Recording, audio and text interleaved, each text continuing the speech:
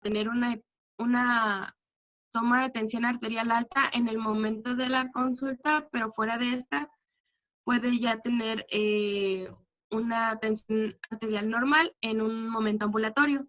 Y un efecto hipertensivo enmascarado, que esta va a estar normal en el consultorio, pero sin embargo ya puede elevarse fuera de este. Bueno, para tener el diagnóstico de trastornos hipertensivos, menciona el Williams que de manera empírica se va a tener que ya sea un aumento de 140 de sistólica y un aumento de no más de 90 en la diastólica. Mencionaba que pues antes se podía tener el diagnóstico en aquellos que fueran incrementando de 15 a 30 en lo que es las relaciones de presión arterial. Sin embargo, ya no se utilizaban como tal, pero había pacientes que si se llegaba a presentar estos incrementos, se tenía que tener vigilancia a estos pacientes porque estos podrían llegar a desarrollar lo que son convulsiones eclámpticas. También mencionaba la hipertensión delta. Mencionaba que la hipertensión delta era aquella que podía llegar a tener la presión arterial normal durante todas las semanas de gestación. Sin embargo, ya en algún momento de las semanas de gestación aproximadamente, pues mencionaba en este esquema que en la paciente aproximadamente en la semana 32 ya fue que dio un pico, pero sin embargo no aumentó más sobre el 140-90. Sin embargo, mencionaba que en este se le podría considerar una paciente normotensa, pero estas podrían después desarrollar convulsiones eclámpticas o ya sea un síndrome de HELP. Bueno, mencionaba el Williams como hipertensión gestacional. En este caso nos daba aquí un cuadro en el cual decía que la hipertensión gestacional iba a ser aquella que tuviera una toma de tensión mayor de 140-90 después de las 20 semanas, en aquellas que usualmente estuvieran normotensas. Sin embargo, no iba a haber presencia de proteinuria. Y en el caso de la preeclampsia, iba a ser ya la hipertensión agregada con proteinuria o algún dato de trombocitopenia, insuficiencia renal, un compromiso hepático o alguno de estos signos o alguno de estos compromisos a nivel de órgano. Y mencionaba también pues los números o los valores que se podían llegar a tener.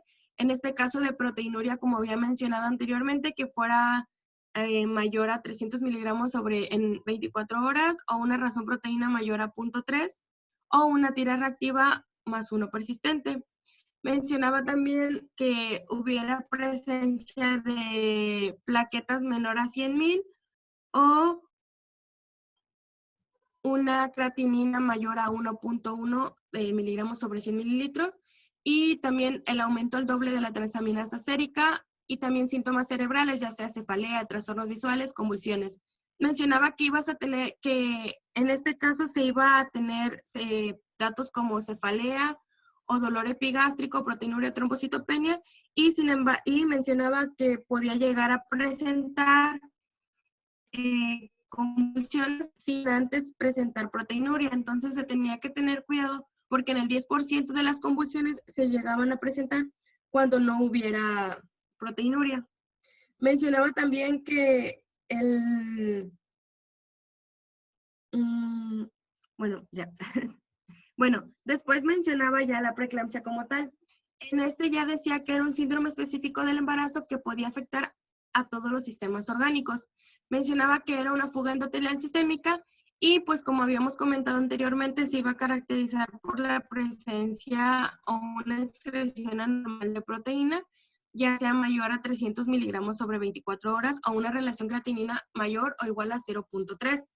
En este mencionaba también la guía de práctica clínica que iba a estar caracterizado por la presencia de hipertensión y proteinuria después de la semana 20 del embarazo, durante el parto o en el puerperio. Y mencionaba que también era preeclampsia cuando existía hipertensión y un criterio de severidad cuando aún no hubiera proteinuria en ese caso. Y ya mencionaba la preeclampsia severa, que ya fuera con uno de los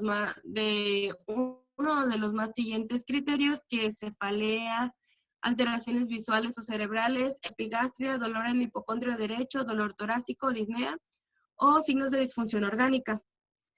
También presentaban edema agudo pulmonar o un sospecho de desprendimiento placentario.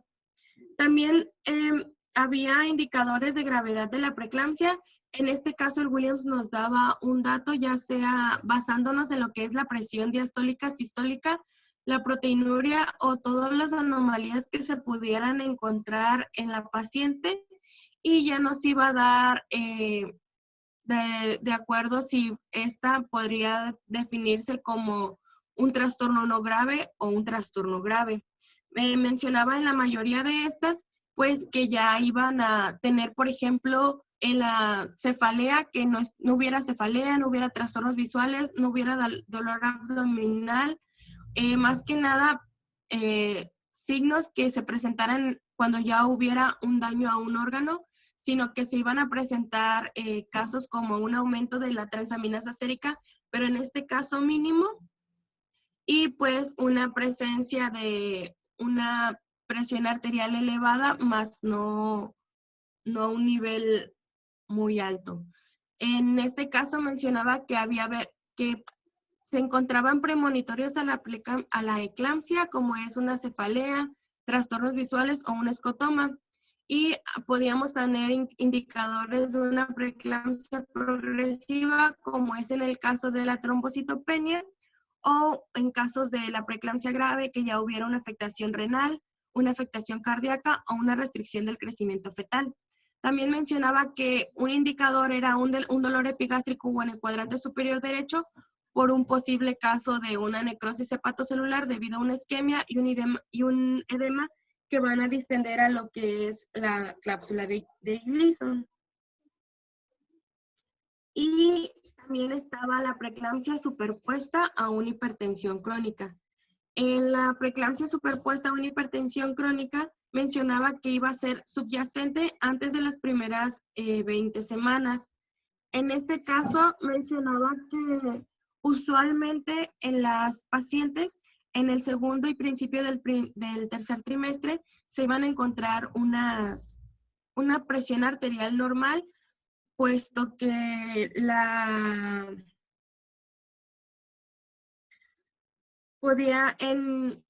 cuando una persona está en el embarazo, puede llegar a tener presiones arteriales disminuidas, aun cuando estas cuando no estuviese embarazada estuvieran altas, en el embarazo llegan a disminuir. Entonces, puede que no se llegue como a presentar.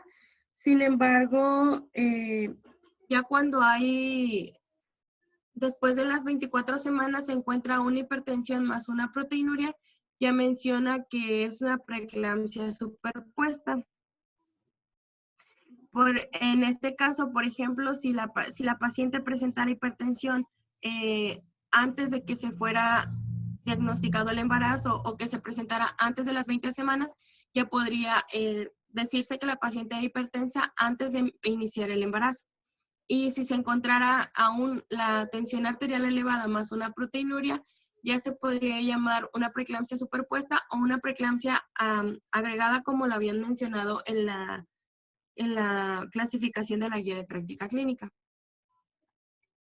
Bueno, la norma oficial mexicana para la prevención y tratamiento del control de la hipertensión arterial menciona que se debe de tener una buena toma de presión arterial para que no haya un valor erróneo. También en la guía de práctica clínica de la preeclampsia menciona que tiene que haber una buena toma, también basado en lo que es la norma. Todos pues anteriormente ya hemos visto o leído acerca de la buena toma de tensión arterial, en la cual se tiene que tener la buena posición del brazo, que la paciente no debe de estar alterada y que tiene que estar en una posición cómoda para una buena toma. También que el manguito cubra el 80% de la circunferencia del brazo y que acordarnos o tener en cuenta que la presión arterial va a ser aquella que se ausculte primero con la fase 1 de Korotkov y la diastólica con aquella que va a ser la fase 5 de Korotkov, que van a ser los ruidos que podríamos decir que se escuchan al momento de tomar la tensión arterial. Bueno, mencionaba que en lo que es la preeclampsia iba a tener incidencia y factores de riesgo. En este caso mencionaba que las mujeres jóvenes y nulíparas iban a ser más vulnerables a padecer preeclampsia. En cuanto a las pacientes mayores iban a tener un riesgo a tener una hipertensión crónica con una preeclampsia agregada. También mencionaba que la incidencia de la preeclampsia en nulíparas iba a ser del 3 al 10%. Iban a tener diferentes factores de riesgo relacionados a lo que es la preeclampsia, en los cuales iba a tener como la obesidad, un embarazo múltiple, la edad materna de la paciente, la hiperhomocistinemia o un síndrome metabólico. Mencionaba que si en el primer embarazo se haya encontrado un riesgo de tener preeclampsia, en el segundo embarazo también va a tener un riesgo también de tenerlo. Mencionaba que en el caso de la obesidad iba a aumentar el 4.3% con mujeres de índice de masa corporal menor a 20 kilogramos por metro cuadrado y un 13.3% en aquellas con un índice de masa corporal mayor a 35 kilogramos sobre metro cuadrado. Mencionaba que en el caso iba a ser progresivo, o sea, entre mayor sea tu índice de masa corporal o menor, en este caso iba a ser el aumento o que hubiera un mayor factor de riesgo de tener la preeclampsia. En la guía de práctica clínica también mencionaba edad materna, los números de embarazos o gestaciones que hubiera tenido, la raza, que tuviera antecedentes de algún familiar con preeclampsia, la presión arterial materna, la media, embarazo mediante técnicas de reproducción asistida, el IMC y comorbilidades como es una diabetes mellitus, una hipertensión arterial, insuficiencia renal, trastornos inmunológicos o unas trombofilias. Mencionaba también que en lo que es la etiopatogenia, estos trastornos hipertensivos iban a tener más probabilidad de aparecer en aquellas mujeres que hubieran estado expuestas por primera vez a vellosidades coriónicas o que hubieran estado expuestas a una superabundancia de vellosidades coriónicas, como es en el caso de un embarazo gemelar o una moleidatiforme. También que hubiera tenido trastornos preexistentes de actividad de células endoteliales, como es una diabetes, nefropatías o enfermedades cardiovasculares, o que hubieran tenido una predisposición genética de hipertensión que aparece durante el embarazo. Mencionaba que en el caso de la expresión fenotípica del síndrome de preeclampsia, iba a tener al menos 2 subtipos que iban a estar diferenciados por una remodelación defectuosa o no de las arterias espirales, que ahorita vamos a ver más adelante. Mencionaba que íbamos a tener 2 etapas, que iba a ser la preeclampsia materna y una preeclampsia placentaria. Mencionaba que en lo que es pues la etapa 1, que podría ser la preeclampsia materna, iba a darse por una remodelación trofoblástica endovascular alterada, puesto que en lo que es la preeclampsia placentaria ya iba a darse por una modificación de los trastornos preexistentes que se van a manifestar por activación e inflamación de células endoteliales, ya sea como enfermedad vascular o renal, diabetes, obesidad, trastornos inmunitarios o influencias hereditarias, como hemos visto anteriormente. Bueno, en el caso de la etiología o por qué se han encontrado que se lleva a cabo esta enfermedad, han considerado varias causas. Sin embargo, hasta el día de hoy, según el Williams, se han encontrado 4 teorías que han sido las más importantes. La implantación placentaria con invasión trofoblástica normal de vasos uterinos una tolerancia inmunitaria mal adaptada entre tejidos maternos, paternos, que son los placentarios y fetales, una mala adaptación de la madre a los cambios cardiovasculares o inflamatorios del embarazo normal, o factores genéticos en los que se incluyen genes predisponentes heredados o influencias epigenéticas. Bueno, en el caso de la invasión trofoblástica normal, nosotros tenemos que normalmente los trofoblastos endovasculares van a sustituir los recubrimientos endoteliales y musculares de los vasos. Esto va a permitir que el diámetro vascular pues aumente. En el caso de que haya una invasión trofoblástica incompleta o anormal, no va a haber una sustitución correcta en el caso de que probablemente las arteriolas nada más estén recubiertas endotelialmente y sin embargo el tejido músculo-elástico no sea totalmente recubierto. Esto va a dar a entender que no va a tener un diámetro normal en el embarazo, sino que va a estar más disminuido, su diámetro va a estar disminuido a la mitad de lo que usualmente debería de estar en el caso de un embarazo normal. Mencionaba que las causas de las que podría llevarse a cabo podrían deberse a daño endotelial, una proliferación de células de la mioíntima y una necrosis de la media. Menciona que la invasión trofoblástica anómala de estas arterias se relaciona a la gravedad del trastorno hipertensivo.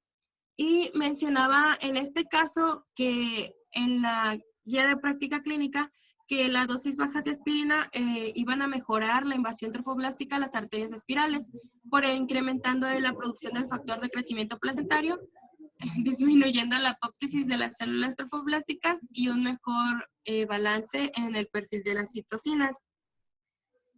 Mencionaba también que aquellas que tuvieran una disminución de lo que son los factores de crecimiento antiongénicos solubles iban a tener un decremento de la perfusión y un ambiente hipóxico que van a conducir a la liberación de detritos placentarios o micropartículas, que estos iban a inducir a una reacción inflamatoria sistémica. En este caso, bueno, es que al principio no encontraba como imágenes que más que la del Williams, sin embargo ya después encontré imágenes que, por ejemplo, en este caso mencionaban cómo van a estar las arterias normalmente en una paciente que no está embarazada y en el caso de una embarazo normal, cómo va a estar un aumento de lo que es el diámetro por los recubrimientos endoteliales y musculares de los vasos.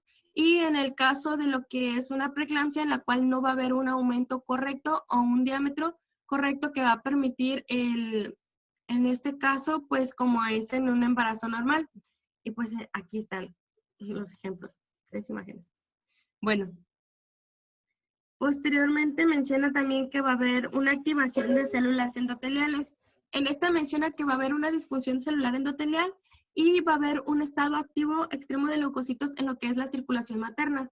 Esto quiere decir que se van a producir citocinas como lo que es el factor de necrosis tumoral alfa o interleucinas. Estas van a generar especies reactivas de oxígeno y radicales libres. Estos van a producir formación de peróxidos lípidos que se van a propagar por sí mismos y van a lesionar a las células endoteliales. Estas van a modificar su producción de óxido nítrico y van a interferir con el equilibrio de las prostaglandinas. Esto va a dar un estrés oxidativo que va a generar una producción de macrófagos que van a estar cargados de lípidos que se le van a conocer lo que son como las células espumosas. Y en este caso, en el libro las mencionaban como aterosis. También iba a haber una activación de la coagulación microvascular y se iba a desarrollar como una trombocitopenia y un aumento de la permeabilidad capilar que se iba a traducir como un edema y una proteinuria. Mencionaba también el Williams que iba a haber factores nutricionales que estuvieran con la relación de la presión arterial, que iba a haber, por ejemplo, frutas y verduras antioxidantes que disminuyeran la presión arterial. Sin embargo, la única que encontraron que podía estar relacionada con esta era el ácido ascórbico, que en una cantidad de 5 miligramos diarios iba a tener algún riesgo de preeclampsia. Mencionaron que se encontraba que si se complementaba, pues podía ayudar a que hubiera un riesgo. Sin embargo, si se diera de más o si hubiera un aumento de la vitamina C cuando en la paciente no es necesaria, pues no se iba a encontrar ningún riesgo o ningún beneficio a esta.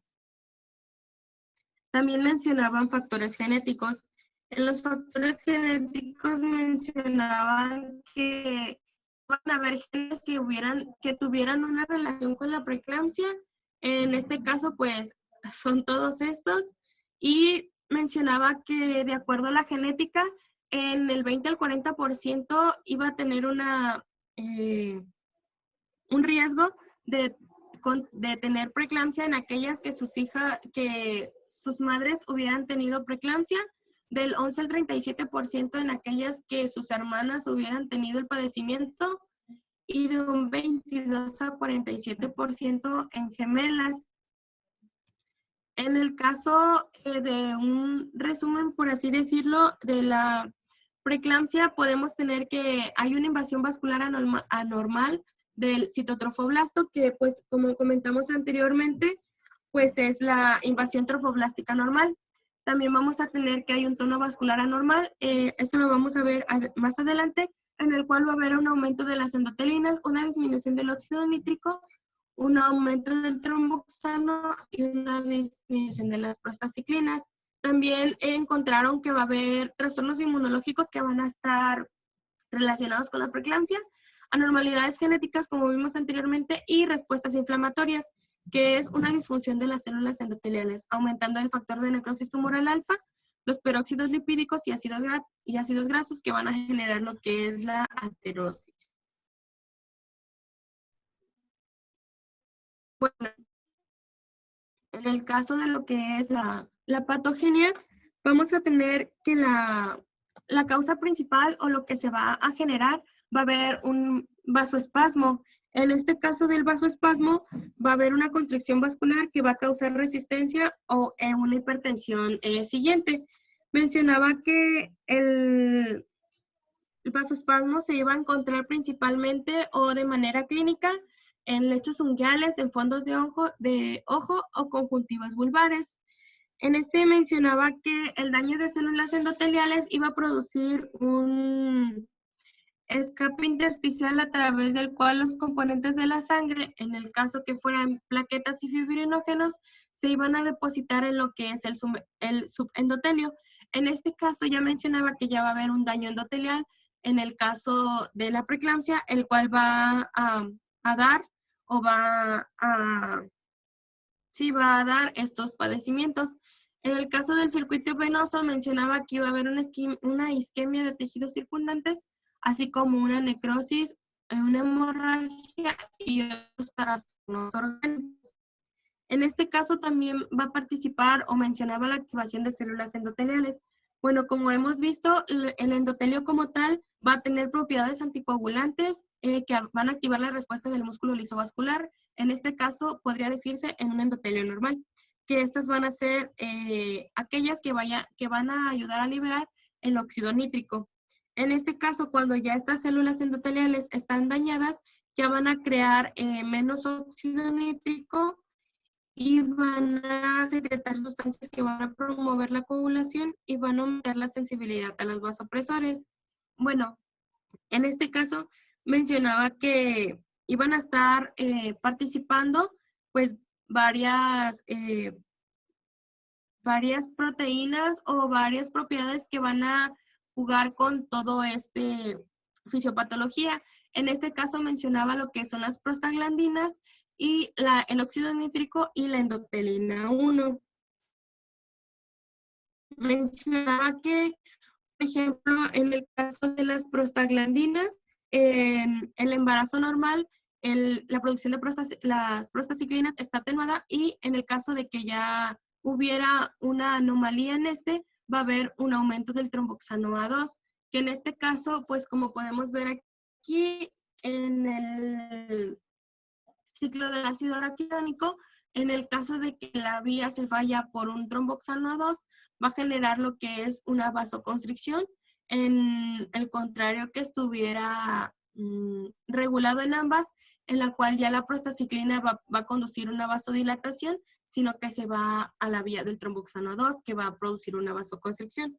Menciona también que va a haber un decremento de lo que es la expresión del óxido nítrico sin tasa, lo cual pues, nos va a dar que no haya una presencia de, pues, ¿no? De óxido nítrico, ya que sabemos que va a ser un potente vasodilatador, y en el caso de que no hubiese o que no vamos a encontrar pues no va a haber una vasodilatación. Y también sabemos que el óxido nítrico va a ayudar a lo que es cuando se inhibe, se va a aumentar la presión arterial, se va a reducir la frecuencia cardíaca, y pues se va a revertir la refractoriedad de los vasopresores que se van a estar inducidos por el embarazo. Y en el caso de lo que es la endotelina 1, pues sabemos que es lo contrario a lo que es el óxido nítrico. En este caso, lo que va a ser la endotelina 1, pues va a ser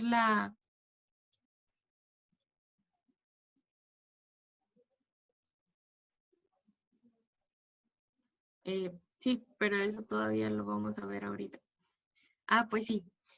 La endotelina 1, en el caso del óxido nítrico, mencionaba que era al contrario. Entonces, lo que va a hacer la endotelina 1 va a ser aumentar la vasoconstricción. En el caso contrario del óxido nítrico, en va a haber una producción mayor de endotelina 1, y en el óxido nítrico una reducción.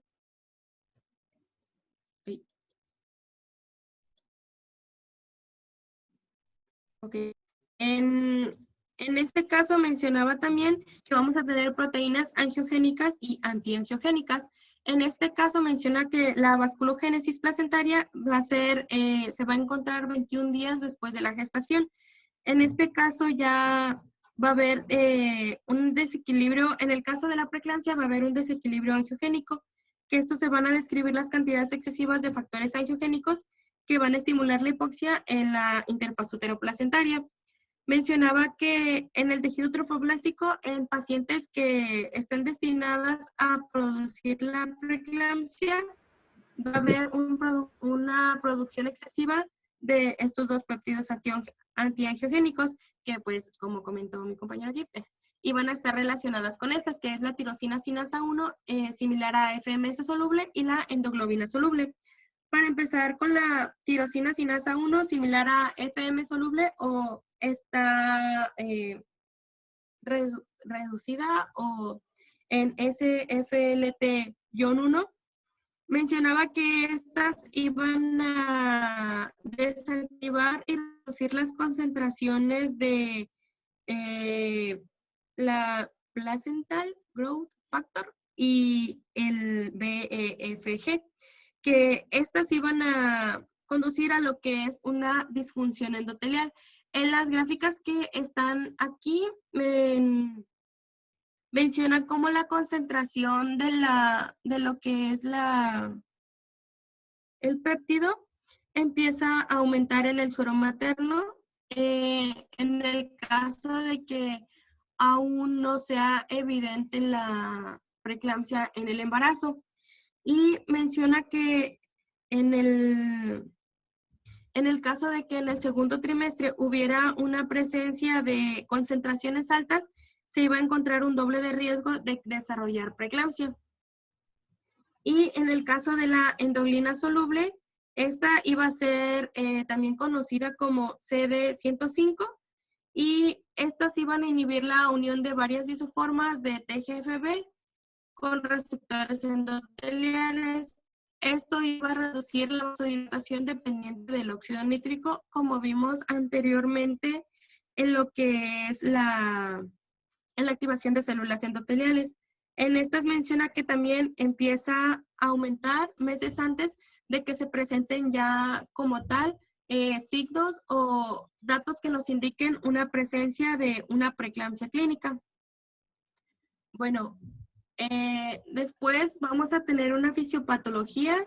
En esta menciona que van a darse a consecuencia de lo que es el vasospasmo, la disfunción endotelial y la isquemia.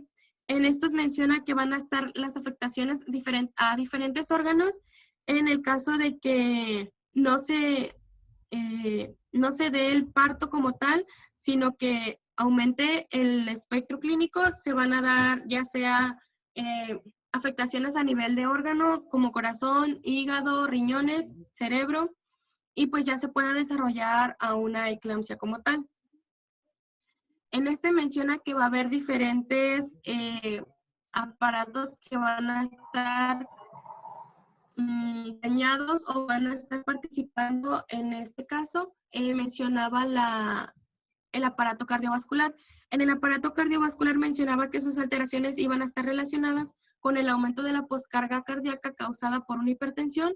En el caso de una precarga cardíaca que ya fuera por una hipervolemia en el caso del disminuido del embarazo, o que se hubiera aumentado de manera que se le hubieran dado alguna solución cristaloide u oncótica de manera errónea a la paciente por vía intravenosa o por una activación endotelial con una extravasación interendotelial. Esto menciona que se va a dar al espacio extracelular y pues posteriormente puede llegar a los pulmones, generando lo que es un edema pulmonar por una fuga alveolar endotelial, que esta se va a llegar a complicar. Menciona que van a haber cambios hemodinámicos y en la función cardíaca, que estos pueden llegar a darse que van a preceder al inicio de la hipertensión, y pues esto va a depender de la gravedad de la hipertensión por una enfermedad crónica subyacente o la gravedad de la preeclampsia. Menciona que se tienen que considerar parámetros ecocardiográficos de lo que es la función miocárdica y la función ventricular. Menciona que lo que es la función miocárdica y la función ventricular, menciona la remodelación ventricular como es una respuesta adaptativa para poder mantener la contractilidad normal ante el aumento de la poscarga en lo que es la preeclampsia. Y en este caso mencionaba que esta disfunción un edema pulmonar cardiógeno en la paciente. Mencionaba también que en estas pacientes podía llegarse a dar este edema a pesar de que tuviese la función ventricular normal, por lo que comentamos anteriormente de la fuga alveolar que se estuviese complicando. Por eso mencionaba que con lo que se había encontrado anteriormente, no se recomendaba administrar líquidos a estas mujeres porque podía incrementar las presiones de llenado y este podía generar valores hiperdinámicos en estos. Bueno, también a tener el volumen sanguíneo. En el volumen sanguíneo mencionaba que en las mujeres de pues tamaño promedio se llegaban a tener un volumen de aproximadamente 4.500 mililitros ya cuando se están teniendo las últimas semanas del embarazo, y en las que no están embarazadas pues se iba a tener aproximadamente un volumen de 3.000 mililitros. En este caso mencionaba o presentaba dos gráficas que se iba a encontrar en el caso de unos pacientes normales, pues aquí lo consideraba que iba a tener en este caso, si no están embarazadas, como lo marca la barra blanca, iba a tener el volumen de 3.000.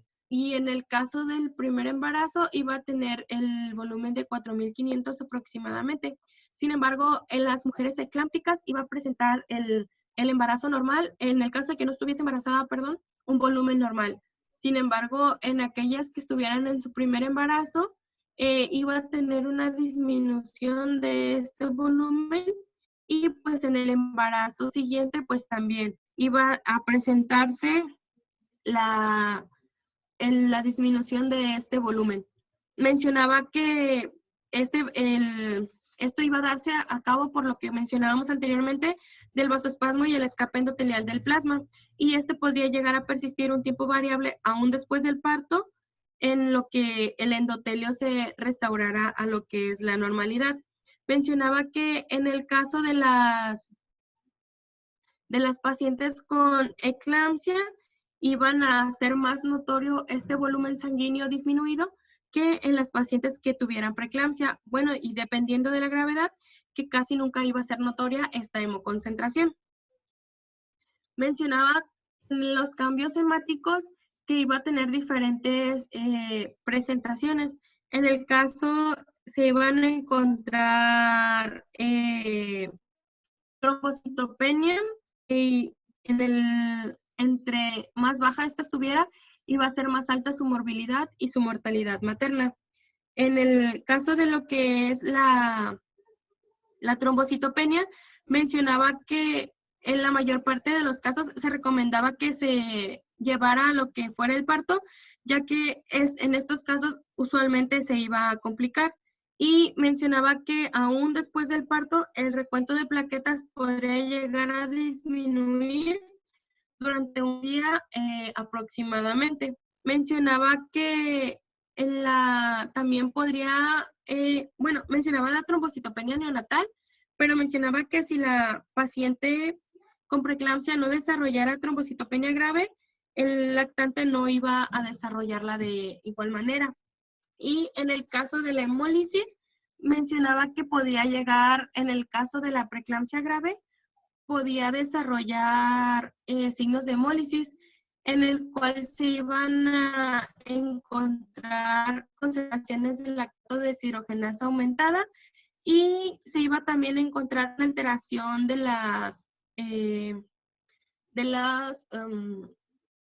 glóbulos rojos. En el caso de una se podía encontrar esquistocitosis, esferocitosis y reticulocitosis en la sangre periférica debido a la hemólisis que se está presentando en el paciente. Mencionaban también que los cambios en la membrana de estos eritrocitos podían tener un aumento de su adhesividad y una agregación que iban a favorecer un estado hipercoagulable. Y mencionaba que también se podrían encontrar cambios en la coagulación.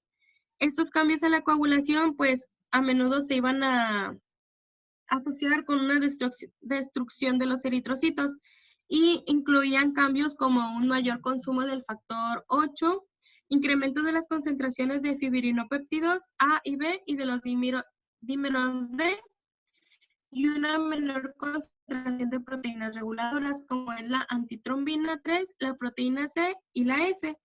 Mencionaba que iba a haber un aumento de la fibronectina, que iba a estar relacionada con las células endoteliales vasculares, que iba a estar aumentada en pacientes con preeclampsia, y mencionaba que a pesar de que hubiese cambios en la coagulación, las pruebas como tiempos de protrombina, los tiempos de coagulación, tiempos de tromboplastina parcial y la concentración plasmática de fibrinógeno iban a ser innecesarios para estos casos.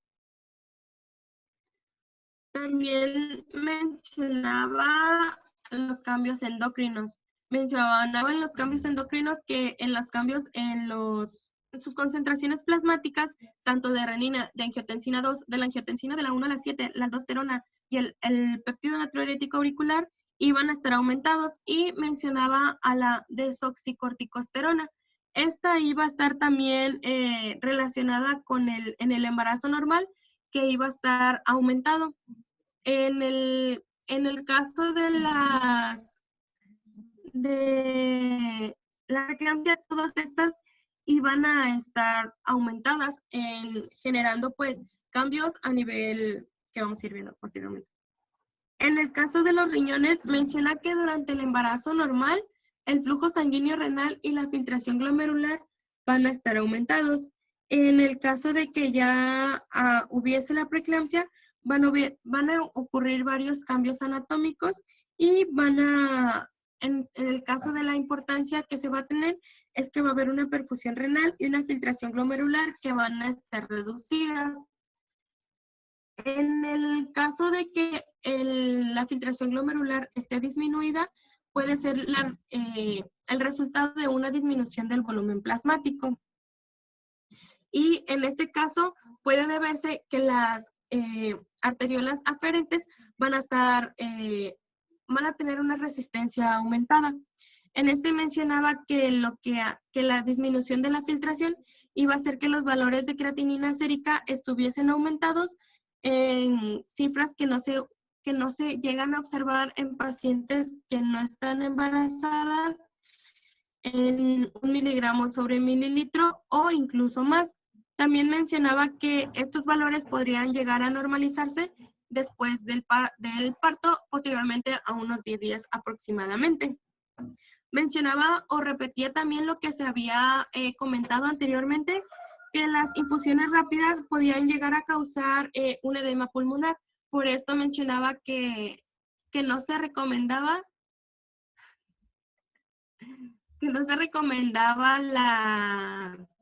las infusiones de líquidos, ya sea oncóticos o cristaloides, para no llegar a presentar lo que es un edema pulmonar.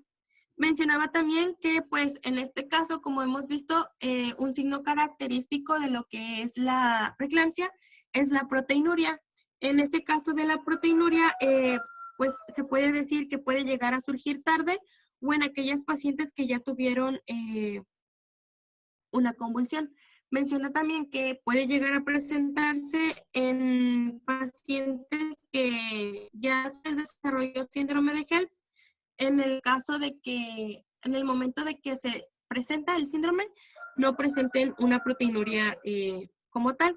Mencionaba que en este caso, para poder determinar una proteinuria, utilizaban una muestra de orina de 24 horas, como hemos estado mencionando anteriormente, que ya sea mayor o igual a 300 miligramos sobre 24 horas.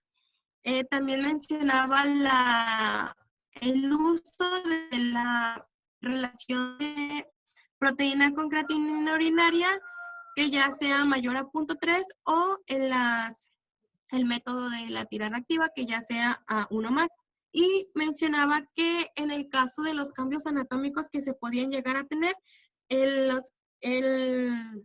iban a crecer los glomérulos hasta un 20% y sus asas capilares iban a presentar dilatación y contracción variables.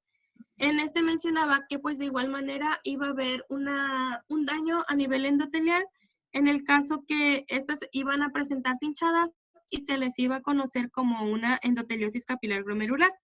También mencionaba que iba a haber una excreción de proteínas del podocito, como lo que es una nefrina, una podocalicina y el BIC-H3. Mencionaba que en lo que es la eclampsia como tal, se iba a caracterizar por un aumento de la excreción de podocitos urinarios. Y mencionaba que era muy rara la presentación de lo que es una necrosis tubular aguda que se presente por sí sola en la preeclampsia como tal. En el caso de lo que es el hígado, mencionaba que iba a haber un incremento de las transaminasas hepáticas y se podía encontrar concentraciones altas de aspartato aminotransferasa o alanino aminotransferasa. En este caso, nos presentaba una imagen de un paciente que había desarrollado una neumonitis por aspiración, pero mencionaba en el caso de esta que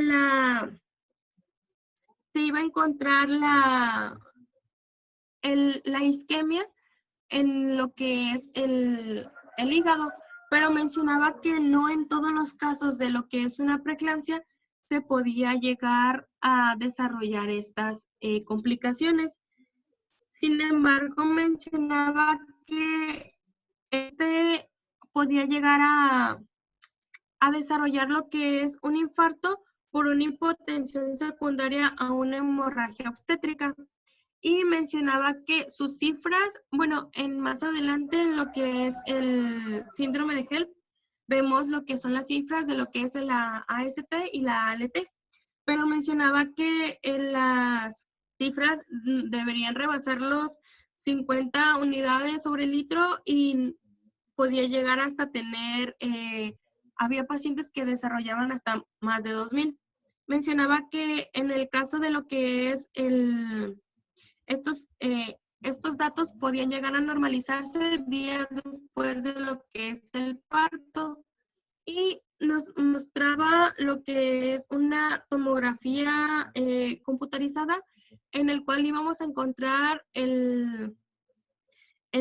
una mujer que desarrolló un síndrome de HELP y que en el caso del asterisco, este caso iba a ser un hematoma subcapsular que fue dado a cabo por un infarto intrahepático y un hematoma en el caso de que se muestra en esta manera.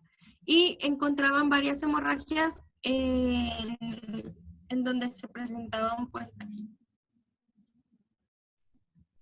En el caso del síndrome de HELP, mencionaba que iba a ser un conjunto de, pues era como un acrónimo en el cual la H significaba hemólisis, la L elevación de enzimas hepáticas y pues LP disminución de plaquetas. En el caso de la hemólisis iban a encontrar que hubiese una elevación de deshidrogenasa láctica sérica mayor a 600 unidades sobre litro, bilirrubinas totales mayores a 1.2 miligramos sobre decilitro y un descenso de la hemoglobina y el hematocrito. En el caso de la elevación de enzimas hepáticas, que se encontrara la AST mayor a 70, la ALT mayor a 50 y una deshidrogenasa láctica mayor a 600. Y en el caso de lo que son las plaquetas, un artículo mencionaba que el síndrome de HELP se podía definir en tres tipos de HELP, o pues dependiendo del conteo plaquetario se iban a ir definiendo. En el caso de que el conteo plaquetario fuera de menos de 50,000, este fuese el tipo 1, fue en el tipo 2 en plaquetas de entre 50,000 y 100,000, y en el tipo 3 cuando las plaquetas se encuentran en 100,000 y 150,000. Mencionaba también las características patológicas del laboratorio y complicaciones que se podían encontrar en lo que es el síndrome de HELP.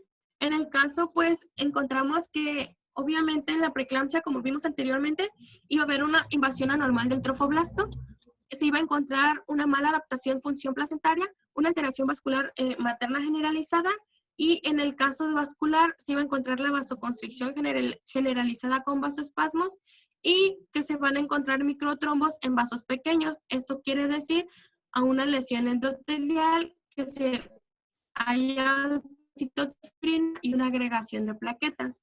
Y de igual manera una disminución del volumen plasmático. Lo que se iba a encontrar, ya sea a nivel vascular, pues vamos a encontrar una hemólisis microangiopática, en el cual, pues como comentamos anteriormente, se va a encontrar la elevación de la deshidrogenasa láctica, el aumento de la bilirrubina y la alteración de la morfología del glóbulo rojo, como hemos visto anteriormente. Una lesión hepática en una elevación de enzimas hepáticas como la AST, la ALT y pues la DSH. Y la alteración hematológica en la cual pues íbamos a encontrar una disminución de plaquetas, cefalea, alteraciones visuales y auditivas, epigastralgia, hematuria, náuseas, vómito y hemorragias. Menciona que también se pueden encontrar complicaciones como son hematomas y hemorragia cerebral, un desprendimiento de retina, hematoma hepático, insuficiencia renal, una coagulación intravascular diseminada, un desprendimiento de placenta, muerte perinatal o materna, o en el caso ya sea ambas. Y en el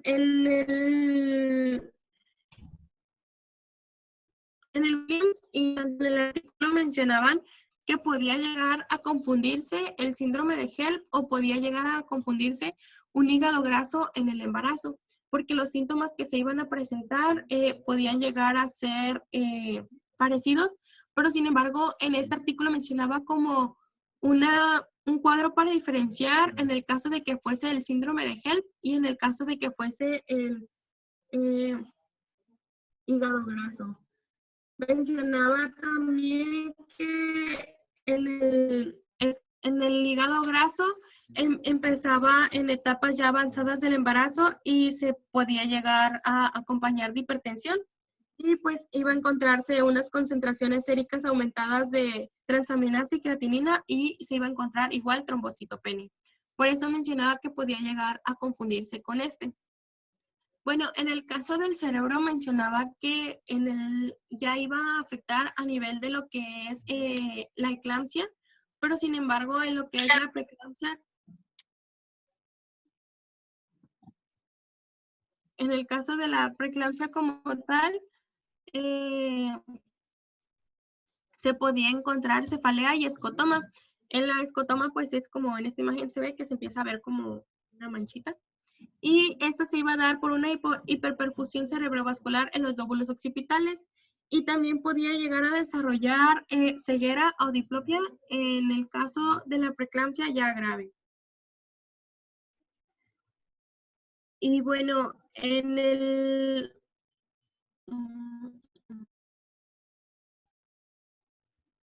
Ay, no la cambié. Ok, en lo que es la predicción y prevención, mencionaba que habían varias pruebas predictivas para lo que es el desarrollo de preeclampsia y mencionaba diferentes tipos de prueba, en lo que es una perfusión placentaria o resistencia vascular, una disfunción endocrina de la unidad fetoplacentaria, disfunción renal, disfunción endotelial o estrés oxidativo y otras. En este caso mencionaba, en el caso de la perfusión placentaria, iban a ser aquellas que se iban a poder encontrar la presión arterial o la presión a la cual se está sometiendo a lo que es en el embarazo. En la endocrina, pues, como su nombre lo dice, aquellas hormonas que están participando en la que es la disfunción renal, pues ya va a ser a diferenciarse a nivel del órgano y disfunción endotelial. En este caso mencionaban las pruebas presoras de provocación, mencionaba la prueba de rodamiento. En el caso de la prueba de rodamiento mencionaba que se iba a llevar a cabo de la 28 a de entre la semana 28 a la 32 de gestación, en el cual la paciente se iba a poner primero de lateral y luego de decúbito dorsal y se iba a tomar la presión arterial. En este caso, para que fuese positivo, se iba a encontrar un aumento de la presión arterial en el caso de al mover a la paciente. En el prueba de ejercicio isométrico mencionaba que iba a ser la misma, lo mismo que la prueba anterior, sin embargo, en este caso la paciente iba a sostener una pelota o iba a hacer presión con su mano con una pelota. Y la prueba de infusión de angiotensina 2. En este caso mencionaba que se iban a administrar dosis intravenosas crecientes y se iba a ir cuantificando la respuesta. Mencionaba que tenía una sensibilidad del 55 y 70% y una especificidad del 85%.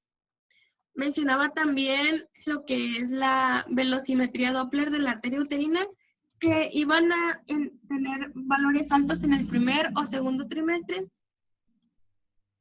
Perdón. Y que iba a ser una prueba predictiva para lo que es la preeclampsia. En el caso de mencionaba que en la velocimetría Doppler de la arteria uterina se iba a encontrar un aumento de la resistencia que iba a generar una onda normal que se iba a representar por una exagerada muesca diastólica, pero no le entendí a los ultrasonidos que busqué. Lo que son las... Eso de velocimetría Doppler es parte de lo que hablábamos ayer, pero lo que quiero que sepan es que se altera el IP de la arteria uterina. En el caso de lo que son las pruebas de función renal, mencionaba que se van a hacer ácido úrico sérico, que se iba a encontrar una hiperuricemia, lo que es en las pacientes con preeclampsia, en el caso de que fuese mencionada en un momento temprano, y que esto se iba a dar porque iba a haber un decremento de lo que es la filtración glomerular y íbamos a encontrar también una microalbuminuria. También, pues, como comentamos anteriormente, se iba a encontrar disfunción endotelial y estrés oxidativo, que estos se podían medir con lo que son las fibronectinas y la activación de la coagulación. En el caso, pues, íbamos a encontrar que la activación de las plaquetas iba a aumentar la destrucción y disminución de su concentración. Y, pues, el volumen plaquetario medio se iba a aumentar por la inmadurez de los trombocitos. Pues, como comentamos, se iba a encontrar estrés oxidativo y mencionaba el libro que el malondialdehído iba a ser un marcador de la peroxidación de los lípidos. Y vamos a encontrar también marcadores como es el hierro, la transferrina, la ferritina, triglicéridos, ácidos grasos libres y lipoproteínas. Mencionaba que la hiperhomocistinemia iba a causar también estrés oxidativo y disfunción celular endotelial. Por eso mencionaba la hiperhomocistinemia como un factor de riesgo para lo que es la preeclampsia. Y factores angiogénicos, como los factores proangiogénicos como el VEGF y el factor de crecimiento placentario. Y también íbamos a encontrar concentraciones altas, como vimos anteriormente, como es la SFLT1 y la SNG. También vamos a encontrar que iba a haber DNA fetal libre y vamos a ver también marcadores proteómicos, metabolómicos y transcriptos. En el caso de lo que es la prevención, mencionaba métodos para prevenir la preeclampsia. Sin embargo, por ejemplo, en el control de la dieta, mencionaba la dieta baja en sal, pero que no encontraban ningún estudio que argumentara que tiene un buen resultado este tipo de dieta. Y en la guía de práctica clínica mencionaba que se le recomendaba dar a los pacientes una dieta normal, no se restringiera el uso de la sal y nada más en el caso de que la paciente tuviese sobrepeso. En la que es la complementación con calcio, mencionaba que en el caso del calcio tenían un riesgo más alto de hipertensión gestacional aquellas que tienen consumo escaso del calcio, pero que la encontraron igual en estudios que el uso de calcio reducía el riesgo de preeclampsia en mujeres que tuvieran un riesgo alto de aumentarlo. Y lo que son el aceite de pescado, mencionaban que los más usuales que se encontraban era el ácido eicosapentenoico. Y en el caso de lo que es el ejercicio, pues mencionaban que en la guía de práctica clínica que tuvieran actividad física, estiramiento, mencionaba que tuvieran un tipo de actividad de acuerdo a sus capacidades que pudieran realizar en ese momento. En lo que son los fármacos cardiovasculares, diuréticos o antihipertensores, mencionaba que el uso de diuréticos podían tener menor incidencia de que desarrollara un edema, una hipertensión, pero no se encontraron estudios que demostraron que se disminuyera la presencia de preeclampsia. Y en el caso de los antihipertensores, mencionaban que aún no se encontraban efectos saludables a estos. Y en el caso de los antioxidantes, como es la vitamina C, la vitamina D o la vitamina E, mencionaba que no se encontraban igual con estudios adecuados, pero que se encontraron en datos en animales que las estatinas podrían llegar a reducir los trastornos hipertensivos como tal. Y estaban estudiando lo que es la pravastatina. Y en los fármacos antitrombóticos, pues mencionaba el ácido acetilsalicílico en dosis bajas, pero mencionaba que no se tenían como tal respuestas satisfactorias. Sin embargo, encontraron que había un decremento en el riesgo de la preeclampsia.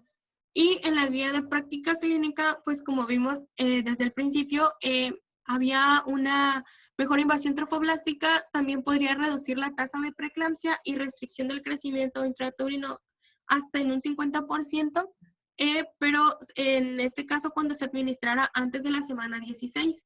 Y mencionaba que la dosis que se recomendaba era de 80 a 150 miligramos por día. Y mencionaba que el ácido acetilsalicílico se recomendaba dar hasta la semana 32. Y ahí es todo de mi parte, de ahí continúa mi compañero Lindro.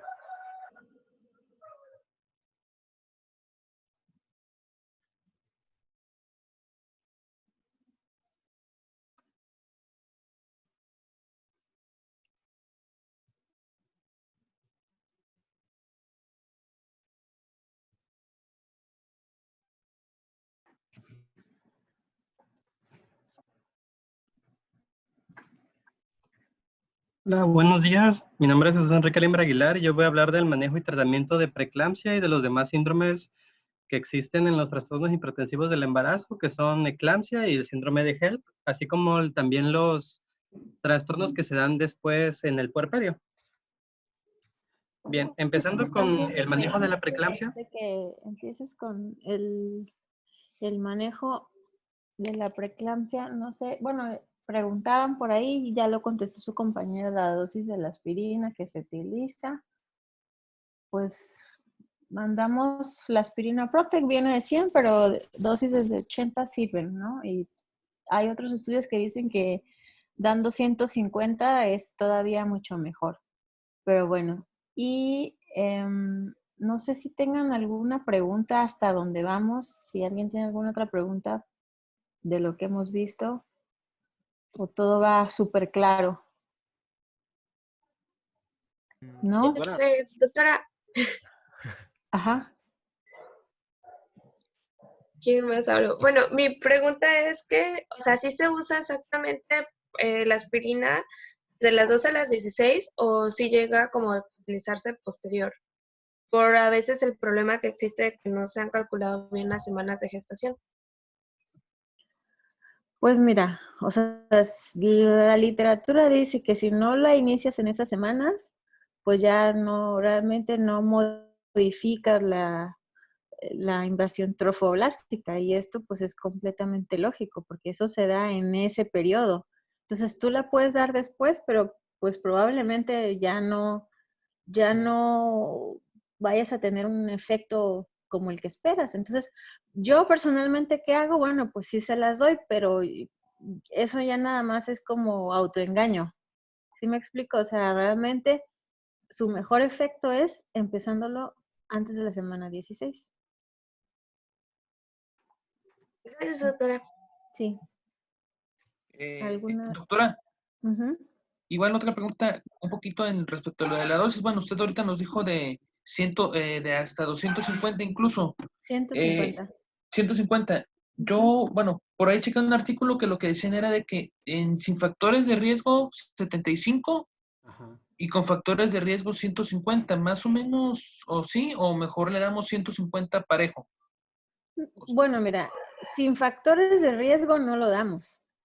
Sin factores de riesgo no se dan. No lo damos. Ok.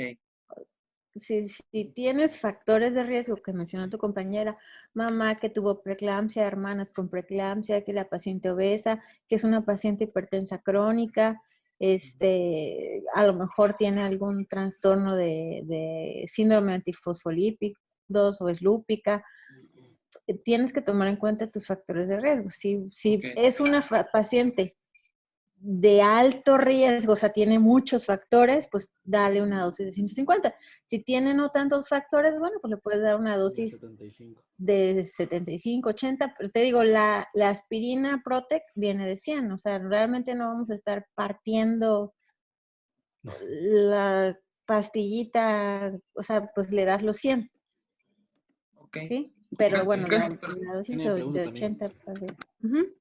Sí. Ok. Bueno, y en cuanto a al último cuadrito ahí de pues de tratamiento, de todos los suplementos que comentaba su compañera, hay muchos que se dicen que el calcio, que el aceite de pescado, que la vitamina C, pero en realidad lo que sí se ha visto que sí mejora o disminuye los casos es la suplementación con la aspirina. Todo lo demás, suplementarlo, es decir, darlo en pastillas, no funciona. Pero sí se ha visto que si hay carencias nutricionales, sí afecta, ¿ok? Sí me explico la diferencia, ¿no? Entonces, por mucho que yo le dé pastillas, no voy a prevenir o mejorar. Es bien importante el estado nutricional de la paciente. Ok, entonces Doctora, seguimos. A ver. aquí en el caso ahorita que menciona lo de la dieta y suplementación, Ujú. y lo que mencionaba de la cuestión de la sal, ¿no? O sea, se supone que aquí ya no funciona, o bueno, no tendría como que tanto impacto porque la fisiopatología, como la comentó nuestra compañera, es diferente, ¿no? A como la hipertensión arterial. Exactamente, o sea, realmente decirle coma poca sal o coma sin sal, pues no, el impacto no va a ser una diferencia clínicamente significativa para tu paciente. Obviamente, si se lo recomendamos de manera también,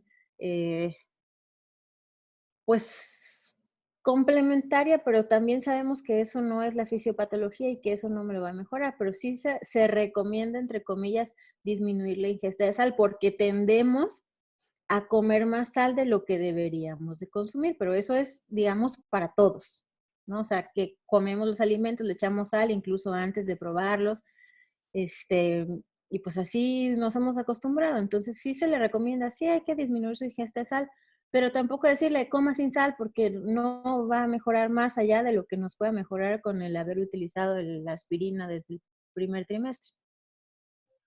Ok, gracias, doctora. Sí. Igual el calcio, les decía yo, de lo que vimos, el calcio, bueno, o sea, hablando de suplementar calcio para mejorar o prevenir preeclampsia, pues realmente no se utiliza con esa intención, pero sí suplementamos calcio, porque acuérdense que yo les decía, cuando vimos el tema de los cambios fisiológicos del embarazo, a partir de las 20 semanas, la demanda de calcio va a ser mucho mayor.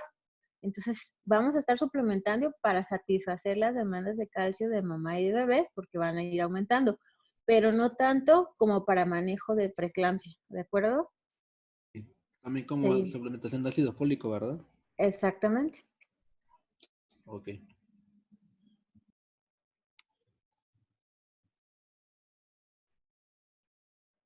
Y otra cosa, antes de que se me olvide, hablaba su compañera de los factores angiogénicos, del factor de crecimiento placentario, del crecimiento endotelial. Estos factores de crecimiento, junto con lo de las arterias uterinas, con la medición del Doppler, es lo que más utilizamos como para dar, para, ¿cómo decirlo? Para saber qué pacientes tienen más riesgo de desarrollarlo. O sea, ya tenemos nuestra paciente embarazada, a lo mejor está un poquito pasadita de peso, ¿no? A lo mejor no tiene ningún otro factor de riesgo. Se recomienda el tamizaje ya. Anteriormente no se utilizaba, pero ahorita ya se utiliza el tamizaje de arterias uterinas, sobre todo el de arterias uterinas, para dar seguimiento y ver qué riesgo tienen de desarrollo de preeclampsia.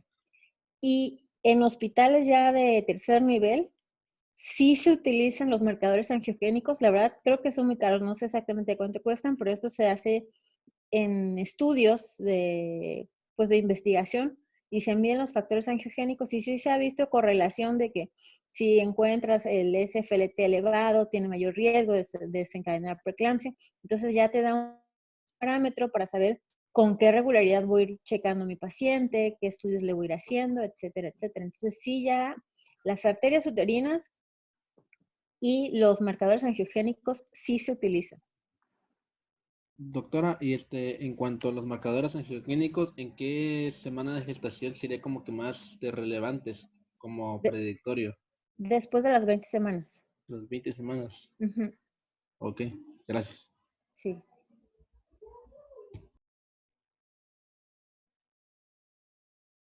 La pregunta obligada entre eso, ¿los marcadores angiogénicos los hay institucional o tienen que ser privados?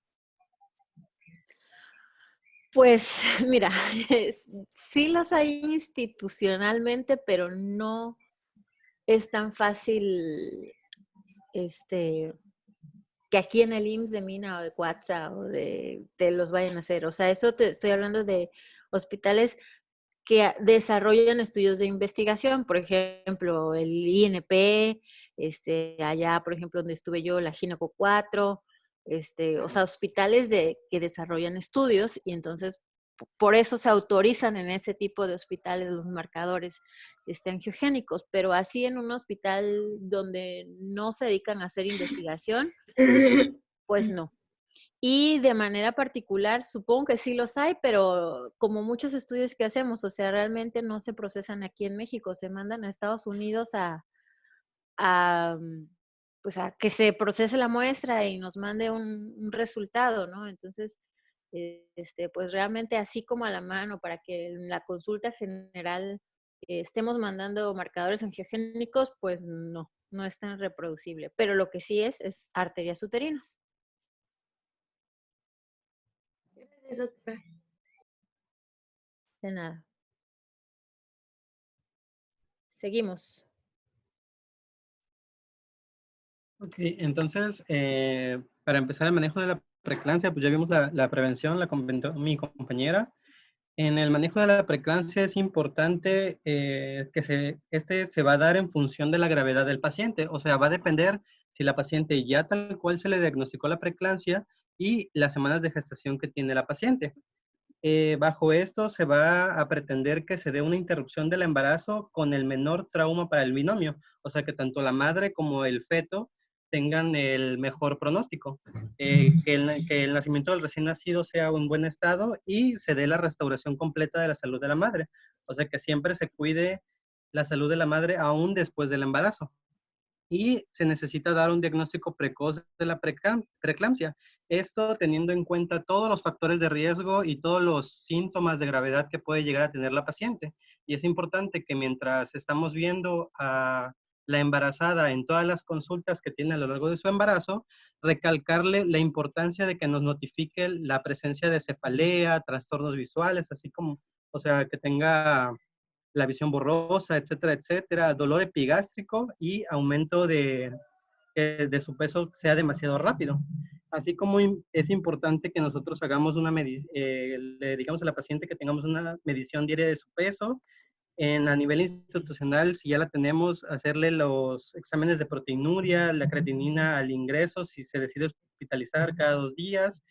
También importante la medición de la tensión arterial, las transaminasas y el hemograma, principalmente las plaquetas. Esta es la manera de introducción, las cosas importantes que tenemos que enfatizar en la paciente embarazada. En el libro habla de 2 cosas, de la hospitalización versus el tratamiento ambulatorio. Realmente para determinar si se va a dar esto depende mucho de los síntomas de la paciente, las semanas de gestación y cómo se encuentre ella. Al final en el libro marca que la clave del éxito es una vigilancia estrecha y que sea una paciente consciente con un buen apoyo en el hogar si se decide dar un tratamiento ambulatorio. Ahora, ¿a qué paciente se decide o qué criterios utilizamos para hospitalización versus tratamiento ambulatorio? Una paciente que tenga hipertensión arterial estable de leve a moderada, se haya confirmado o no la preeclampsia, se va a decidir continuar con el monitoreo de manera ambulatorio y conforme vaya pasando las consultas de la embarazada en primer nivel. La atención hospitalaria o la atención ambulatoria cercana es apropiada para una mujer que tiene hipertensión nueva de carácter leve, incluidas aquellas con preeclampsia no grave. Mientras que todas las demás que no entran en ese grupo, o sea, las que tengan ya una preeclampsia con datos de gravedad, como ya lo mencionamos anteriormente, la cefalea, el dolor epigástrico, etcétera, etcétera, de ahí para adelante, o sea, que tengan obviamente eclampsia, síndrome de Hell, todas esas ameritarán que sea hospitalizada la paciente y sea manejada de preferencia en un segundo a tercer nivel.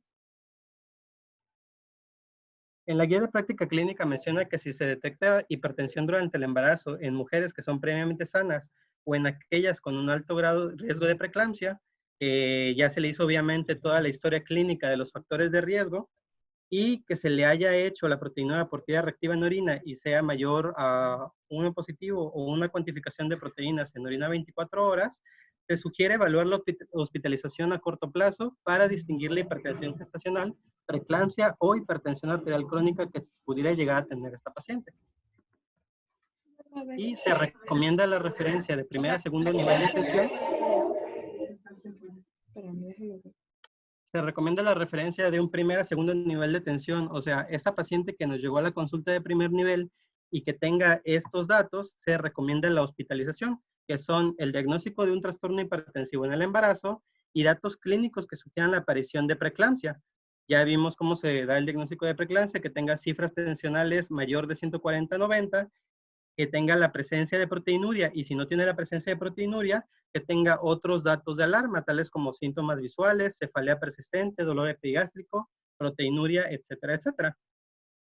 Aquí nos menciona que las pacientes que tengan preeclampsia sin datos de severidad con un embarazo menor de 38 semanas, se recomienda el monitoreo ambulatorio en casa de la tensión arterial al menos una vez al día, y de tener cifras tensionales mayores de 140-90, pues acudir rápidamente al médico. Un control prenatal del embarazo de alto riesgo una vez por semana, con toma de presión arterial, proteinuria, citometría hemática completa. Es importante verificar las plaquetas, la creatinina, el ácido úrico, los electrolitos séricos, dentro de eso los importantes sodio, potasio y cloro, las transaminasas, la deshidrogenasa láctica y las bilirrubinas. Además de esto, no solamente tenemos que procurar ver la salud de la madre, sino también la vigilancia del feto, ver cómo está su crecimiento, y esto se va a hacer por un peso estimado por ultrasonido cada 2 o 3 semanas y valorar su curva de crecimiento. Y vimos que una de las patologías que se relaciona con la preeclampsia y eclampsia es la restricción del crecimiento intrauterino. Entonces, también ese es un factor que nos va a decir qué hacer. Aquí menciona la guía de práctica clínica que solo en caso de restricción del crecimiento intrauterino se recomienda realizar un perfil biofísico completo del feto y Doppler en la arteria umbilical, en la arteria cerebral media y en el ductus venoso. Al final de esto hay un diagrama de la guía de práctica clínica en la que explica bien en qué momentos de las semanas de gestación hacer esto. Luego el libro menciona el rubro de la vigilancia. Menciona que es muy importante tener una vigilancia estrecha en las mujeres que tengan hipertensión gestacional o en la preeclampsia sin datos de severidad, porque conocemos que estas pacientes pueden evolucionar muy rápido y tener complicaciones. Lo que recomienda el libro es que cuando tengamos esta paciente y ya la hospitalicemos, los síntomas se los estemos preguntando a diario, si no tiene dolor de cabeza, dolor epigástrico, lo que ya mencioné, la presión arterial de preferencia 2 veces por semana, plaquetas y transaminasas. Menciona que no han demostrado que el reposo absoluto muestre un mejoro de la paciente o le ayude en algo, pero es importante que la paciente suele guardar reposo, o sea, que no se mueva que se mueva solamente lo necesario. Y evaluar el crecimiento fetal y estado fetal por ultrasonido una vez más o menos cada 1 o 2 semanas. Y como ya les mencioné, si hay retraso del crecimiento, evaluar la flujometría Doppler, como lo menciona la guía de práctica clínica. Esto también ya se los mencioné. En el abordaje diagnóstico de los pacientes con preeclampsia, deben realizarse todos los estudios auxiliares diagnósticos que ya había mencionado. La vigilancia estrecha, la biometría hemática, la exploración física y la historia clínica para verificar que no tenga epigastralgia o hepatalgia, datos de vasoespasmo o náuseas, medición del funcionamiento renal, vigilancia cardiorrespiratoria, transaminasas hepáticas, tiempos de coagulación y el ultrasonido obstétrico para evaluar el crecimiento fetal. Ahora bien, vamos a hablar de la terapia antihipertensiva, que esta se debe dar de preferencia, menciona el libro, si la presión arterial sistólica está por arriba de 90 milímetros de mercurio. Menciona en el libro que, según los estudios del Working Group, el fármaco de elección son los betabloqueadores. Menciona que es el de mayor efectividad. Sin embargo, en la guía de práctica clínica menciona que el fármaco número 1 que se recomienda es el alfa-metildopa. Y el segundo se da una pelea entre la hidralacina y los bloqueadores de los canales de calcio. Y aquí depende de cómo tenemos a nuestra paciente. Vamos a ver en el embarazo. Si tenemos una paciente que tiene hipertensión crónica y que no tenga comorbilidades, nuestra meta de presión arterial y también nuestro tope y las cifras que nos van a decir cuándo empecemos la terapia antihipertensiva, pues va a ser que sea una presión arterial mayor de 140/90 y precisamente esta va a ser nuestra meta. Como antihipertensivo, el número 1 que vamos a elegir para estas pacientes va a ser el alfa-metildopa, la opción 2 va a ser la hidralazina o nifedipino y la opción 3 va a ser el labetalol. La presentación de la alfa-metildopa es esta de aquí, que es de 250 miligramos. ¿Qué es el alfa-metildopa? Es un simpaticolítico de acción central que genera estimulación de los receptores alfa-2 adrenérgicos en el sistema nervioso central, lo cual disminuye el tono simpático y pues este es el efecto que da la disminución de la presión arterial. Entre sus efectos secundarios podemos notar la depresión, el vértigo y el que más resalta es la hipotensión ortostática materna, por el efecto central que llega a tener este medicamento. El segundo fármaco que aquí les mencioné, que es la hidralazina, tiene esta presentación de aquí, que son tabletas de 10 miligramos cada uno. ¿Y qué es la hidralazina? Es un vasodilatador que actúa de forma directa sobre la pared vascular, produce su relajación y genera una reducción de las resistencias periféricas totales. Entre los efectos secundarios que podemos resaltar de la hidralazina es que puede provocar un síndrome parecido al lupus eritematoso con fiebre.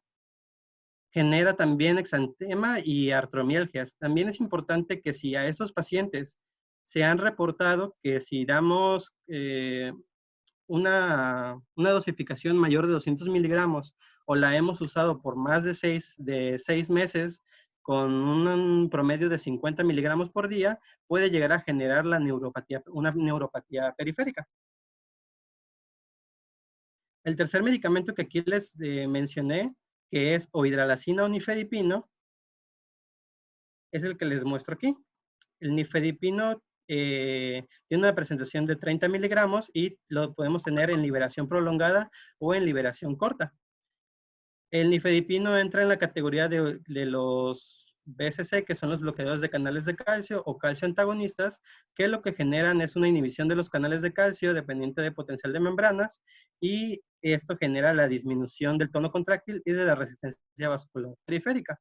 Dentro de sus efectos adversos tenemos la cefalea, taquicardia refleja, sofocación o rubor facial y edemas malleolares. Además de esto, los calcio antagonistas no han sido de las primeras opciones porque en algunos casos se ha asociado a bajo peso para la edad gestacional y esto se puede explicar un poco por la disminución del flujo uteroplacentario. Entonces, por eso se prefiere que sea una de las segundas opciones dependiendo del caso. El tercero que les mencioné del primero de aquí, de la hipertensión crónica sin comórbidos, es el labetalol. Como pueden observarlo aquí, el labetalol tiene una presentación de 100 miligramos, así vienen las tabletas. ¿Qué es el labetalol? Entra en la categoría de los beta bloqueadores. ¿Qué hacen estos? Reducen la presión mediante la disminución del gasto cardíaco, inhibición de la actividad renina plasmática también y la disminución del calcio sistólico. Dentro de algunos efectos adversos que tienen los beta bloqueadores son bradicardia, depresión de la conducción auriculoventricular y todos estos que menciono aquí. Esta es su presentación. Del labetalol y de la hidralazina también tenemos presentaciones que están para que se inyecten intravenosa. La hidralazina tiene una solución de 20 miligramos en 1 mililitro y el labetalol también se encuentra en una presentación para inyectar de manera intravenosa que se encuentra en 100 miligramos sobre 20 mililitros. Cabe recalcar de aquí que la diferencia entre las presentaciones de tabletas o intravenosa va a depender de la severidad que tenga mi paciente con preeclampsia. O sea, que si es una paciente estable, que tiene una presión menor de 160, en la presión sistólica se va a preferir dar un tratamiento a manera de vía oral, y ya si es una paciente muy grave que tenga cifras tensionales mayores de 160, pues se va a preferir obviamente la presentación de manera intravenosa. Entonces, vamos a seguir con esta tablita de aquí, que les mencioné de la hipertensión crónica sin comórbidos. Ahora, ¿qué va a pasar si yo tengo una paciente que tiene hipertensión crónica, pero tiene comórbidos? O sea, que tenga diabetes mellitus, síndrome metabólico, etcétera, etcétera. Mi meta, y cuando voy a empezar mi tratamiento, va a ser en las cifras 130-80. Los antihipertensivos de elección que voy a necesitar para esto va a ser la misma que la de arriba. Número 1, metildopa. Número 2, hidralazina o nifedipino. Y número 3, labetalol. Todos estos fármacos se dan también porque no causan daño ni para el feto ni para la madre. Si se dan cuenta, aquí no incluimos ni los IECA ni los ARA2, puesto que estos sí tienen repercusiones sobre el feto. Ahora, si mi paciente tiene únicamente hipertensión gestacional, o sea, ya se le diagnosticó la hipertensión después de las 20 semanas, mi meta y cuando empiezo tratamiento es otra vez 140-90. Y los fármacos de elección son los mismos. Ahora, ¿qué pasa si tenemos una paciente que ya se le diagnosticó preeclampsia sin datos de alarma y sin datos de gravedad, perdón, y que tenga comórbidos? Mi meta va a ser 140-90, que sea menor de esto, y a partir de este voy a empezar a dar los antihipertensivos. Y aquí en la guía de práctica clínica menciona que ya la metildopa se puede intercambiar por el labetalol por la gravedad que puede tener el paciente, puesto que el labetalol pues, se puede dar de manera intravenosa. Si tengo una paciente que tiene preeclampsia leve, que no tenga comórbidos, mi meta va a ser más o menos de 105 a 155 y de 80 a 130. Ese va a ser mi rango de seguridad, por así decirlo. Pueden ver que los medicamentos antihipertensivos de elección son los mismos que el anterior. Número 1 tenemos el alfa-metildopa y el labetalol, y número 2, hidralazina o nifedipino. Ahora, si ya tenemos una paciente que tiene preeclampsia y que ya presentó datos de severidad, epigastralgia, cefalea, etcétera, etcétera, mi meta va a ser la misma y los medicamentos van a ser los mismos. Como pueden ver aquí también, hace énfasis en lo que les mencioné, que los fármacos contraindicados son los IECAS, los ARA2, el atenolol, la prazosina y los diuréticos. Y hace el énfasis de que los diuréticos están contraindicados a menos que exista una insuficiencia cardíaca o un edema pulmonar, donde obviamente los vamos a necesitar para que podamos hacer el manejo terapéutico de estos.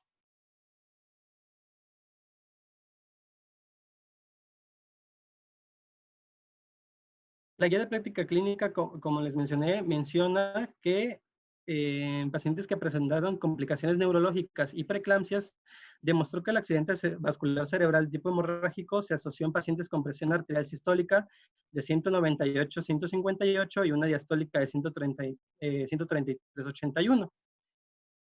O sea que si nosotros no controlamos bien a una paciente cuando llega a estas cifras, es muy seguro que la paciente va a tener ya una urgencia, una emergencia hipertensiva y puede llegar a morir. Entonces, lo que tenemos que evitar es que lleguen a estas cifras. Por eso se hace énfasis en todas estas metas que les mencioné antes. Ahora, luego en el Working Group menciona también el tratamiento para una hipertensión aguda severa en la preeclampsia. Esto se define como una presión arterial mayor de 160 en sistólica y 105 en diastólica. Y en estas pacientes se prefiere, ya vemos cosas como agudo y severo, se va a preferir el tratamiento intravenoso o intramuscular. Los que destacan de todos estos son tanto la hidralazina como el nifedipino. Por ejemplo, la hidralazina menciona que se puede empezar con 5 miligramos intravenoso o dar 10 miligramos intramuscular. Y el nifedipino se prefiere empezar con 10 miligramos de vía oral y repetir cada 30 minutos si es necesario. Y en este caso el nifedipino que se va a ocupar es el de acción corta para poder bajar las cifras tensionales a niveles óptimos. También menciona que se puede ocupar aquí un medicamento nuevo que no les había mencionado, que es el nitropruseto de sodio, que raramente se necesita y solamente se le da en pacientes que no han respondido a ninguno de estos tratamientos, a los anteriores, hidralazina y nifedipino. Estas son las dosis que maneja la guía de práctica clínica de cada uno de los que les mencioné. La alfa-metildopa la recomiendan de 200 a 500 miligramos vía oral cada 8 horas con una dosis máxima de 2 gramos. El labetalol de 100 a 400 miligramos vía oral, el nifedipino de 20 a 60, metoprolol de 100 a 200 y la hidralazina de 25 a 50 miligramos vía oral cada 6 horas. Y los efectos adversos, pues ya se los había mencionado antes. Ahora, también en mi paciente que tiene preeclampsia es importante que yo dé una neuroprofilaxis, o sea, una prevención de las convulsiones, para que mi paciente no evolucione a una eclampsia. ¿Qué pacientes son las que yo voy a decidir dar esta neuroprofilaxis? En el libro menciona que se debe dar una profilaxis selectiva o universal y se va a dar con sulfato de magnesio. En el libro menciona los criterios del Parkland Hospital, que es una mujer con hipertensión y proteinura de inicio reciente que necesita al menos uno de los criterios siguientes: que tenga una presión sistólica mayor de 160 o diastólica mayor de 110, que en su tira reactiva se vea una proteinuria mayor o igual de 2 cruces, una creatinina sérica mayor de 1.2 miligramos por 100 mililitros, recuento plaquetario menor de 100.000 microlitros, o que tengamos alteradas el aspartato transaminasa aumentada 2 veces sobre su límite superior o normal. También que tenga otros datos clínicos como la cefalea persistente o escotomas, o bien que tenga dolor persistente en epigastrio o cuadrante superior derecho. A todas las pacientes que tengan esto se va a decidir dar una neuroprofilaxis. O sea, técnicamente son todas las mujeres que tengan, si se dan cuenta, son las pacientes con preeclampsia y que tengan algún dato de severidad. ¿Cuál es el esquema que recomienda la guía de práctica clínica para dar el sulfato de magnesio como tratamiento preventivo? Se usa algo llamado el esquema de Sussman, que es dar el sulfato de magnesio 4 gramos intravenoso para 30 minutos, seguidos de 1 gramo por hora. Un poco diferente de la dosis tal cual terapéutica para los casos de eclampsia que vamos a ver más adelante. En la guía de práctica clínica, al igual que en el libro, menciona también cuáles son los criterios, pero pues en este caso las dos coinciden, que tengan técnicamente todos los datos de severidad que tienen de la preeclampsia. Todos estos son indicador de dar neuroprofilaxis. Otro esquema que también recomienda la misma guía de práctica clínica, aparte del de Sussman, es este esquema de aquí, que es una dosis inicial de 4 gramos intravenosa en 5 minutos, que eso es lo que varía con el de Sussman, que el de arriba es para 30 minutos, seguido de una infusión de 1 gramo por hora y mantener durante 24 horas. Este es otro esquema que maneja la guía de práctica clínica. Entonces, ya una vez que vimos la neuroprofilaxis y el tratamiento antihipertensivo, hay que hablar de otro manejo más de la preeclampsia. Tanto de preeclampsia como de eclampsia, vamos a quedar en que el tratamiento definitivo y para que se acaben los síntomas, no hay otro más que se interrumpa el embarazo. Y para esto el libro habla sobre manejo expectante, manejo conservador y cuáles son las indicaciones de que se dé este embarazo. Vamos a hablar primero del manejo expectante. En el libro menciona que si tenemos una paciente que tenga preeclampsia, se le va a dar un manejo expectante si tiene menor de 34 semanas de gestación. Y en esta paciente, el manejo expectante, ¿cuál va a ser? Iniciar un esquema de madurez pulmonar. Y una vez que tengamos esta paciente que se le empezó un esquema de madurez pulmonar, sabemos que el tratamiento va a durar aproximadamente 48 horas. Y menciona bien en el libro que si mi paciente está estable y ya inicié el esquema, voy a diferir el nacimiento 48 horas si no tiene estas condiciones. O sea, me voy a esperar a terminar el esquema de madurez si no tuvo ruptura prematura de membranas, si no tal cual ya está en trabajo de parto, si no tiene trombocitopenia, enzimas hepáticas persistentes elevadas, retraso de crecimiento uterino, oligohidramnios, flujo reverso de la arteria umbilical en el Doppler o que tenga insuficiencia renal. Si no tiene nada de esto, puedo diferir el nacimiento y ya posteriormente, si está estable, pues ya que la paciente tenga el nacimiento. También es importante que a pesar de que tenga la paciente proteinuria, no se considera un criterio sobre la decisión de si la paciente como tratamiento terapéutico va a ser el nacimiento o no. Una paciente que tenga preeclampsia severa y que esté en las semanas menores de 34 semanas de gestación, se recomienda, como ya vimos, al igual que una paciente preeclampsia sin datos de severidad, también se recomienda la administración del esquema de maduración pulmonar con los corticosteroides.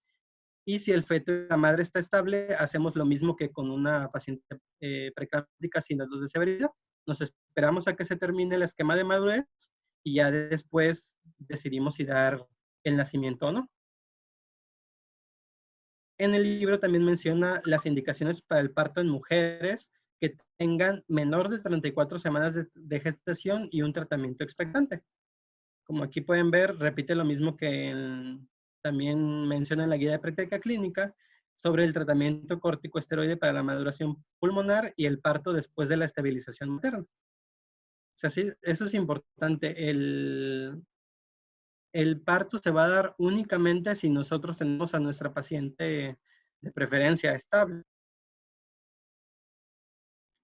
Ahora en el libro habla sobre el manejo conservador. Menciona que al brindarse manejo expectante, tenemos que recordarle a la madre que está asumiendo un riesgo pequeño pero significativo para su propia salud. O sea, retrasar el embarazo y que es la cura definitiva de los síntomas de preeclampsia para que pueda tener al bebé en las mejores condiciones. Demorar el parto hasta una edad gestacional mayor con que se alcanza un pronóstico más favorable para el bebé.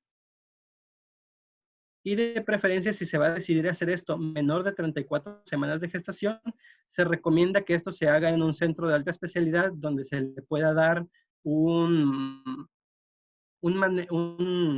manejo óptimo al bebé que nazca con estas semanas de gestación pues muy bajas. Las candidatas para mi manejo conservador son las pacientes que tengan preeclampsia con datos de severidad basadas únicamente en alteraciones de laboratorio, o sea, que no tengan ningún síntoma como cefalea o dolor epigástrico. Y estas de preferencia son que tengan alteraciones en las enzimas hepáticas mayor a 2 veces de lo normal o que tenga una trombocitopenia, que ya vimos que es menor de 100,000. O sea, estas pacientes son candidatas para que nosotros podamos esperar un poco y dar nuestro esquema de maduración pulmonar y ya después que la paciente tenga un embarazo, tenga el parto. Las segundas pacientes que son candidatas a esto son las que tienen preeclampsia con datos de severidad basados solo en alteraciones de laboratorios transitorias. Y, o sea, que tenga alteraciones a veces un día no, pero que las cifras de tensión arterial estén presentes. Ahora, esto que vimos ahorita es, la embarazada está mal, tiene preeclampsia, datos de severidad, me puedo esperar, darle un esquema de maduración y que dé a luz.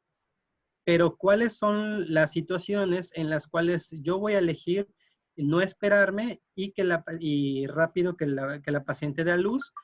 Tenemos estas indicaciones. Alto, Tenemos...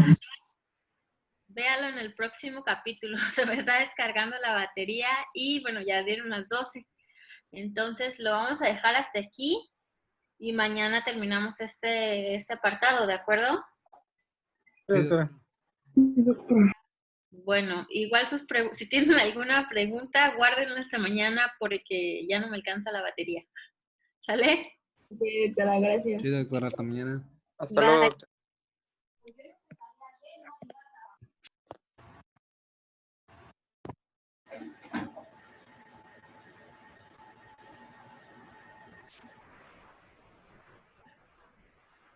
Gracias, doctora. Hasta luego.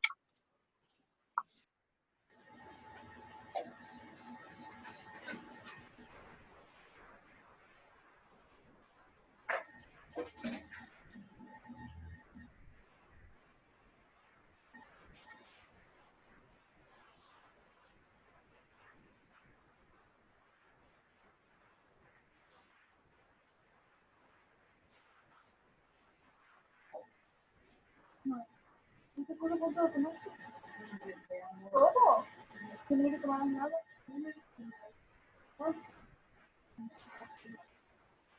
Pues yo te estuve esperando, te hablé, no me hiciste caso.